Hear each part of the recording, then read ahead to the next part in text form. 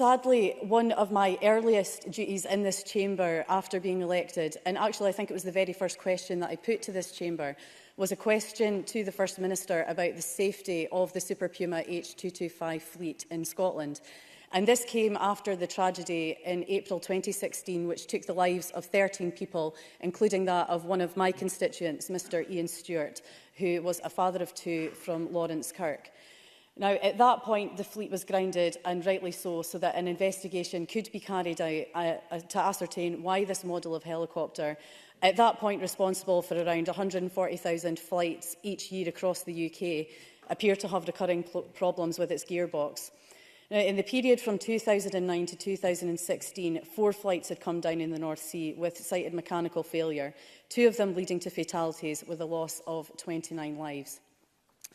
Because of that, it really isn't difficult to understand the concerns and the reluctance of offshore workers and their families at home to travel offshore when they depend on the helicopter fleet for transport to and from platforms in what really is a challenging and often hostile environment that Lewis MacDonald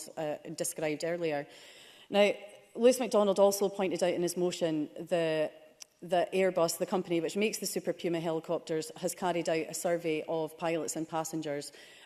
which found that 62% of those surveyed would prefer not to fly in Super Pumas, and that 44% were unaware of the work carried out to improve safety since that tragedy in 2016.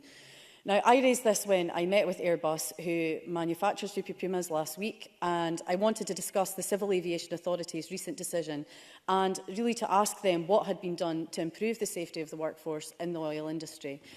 Airbus went through in detail each of the incidents that had happened over the past few years, and in particular that incident of April 2016, and the methods that had been carried out by the hundreds of engineers and scientists who investigated not only the design of the part that caused the problem, but also the history of the individual gearbox, which had failed so catastrophically, from its construction, its individual parts, its transportation, installation and final operation.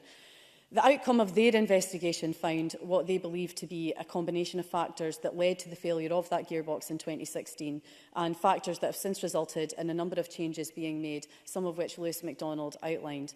Those gearbox parts which identified as contributing to that accident were replaced with alternatives already safely in use in other models of helicopter. Airbus reduced the service life for various gearbox parts from 4,000 flight hours to 1,000 flight hours. The particle detection system and related inspection criteria had also been improved, and a new transit packaging system had been introduced which monitors the gearboxes for any unexpected forces which they believed contributed to the failure of parts, such as in the incident last year. And in addition to that, aircraft operators are no longer permitted to separate the modules of the main gearbox and must send them to Airbus's own maintenance venues. And I hasten to add that that's only a very brief, non-technical overview of some of the changes that were made.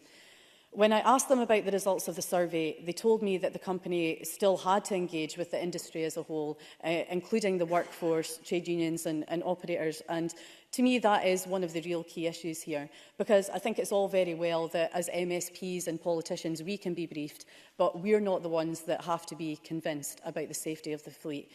I very much appreciated the chance to meet with Airbus last week, but I'm conscious that the information and the briefing that I received and the opportunity to ask questions about that is something which those working in the industry are yet to have, as well as the point that was very well made by Mark MacDonald, that wider communities also need to be informed about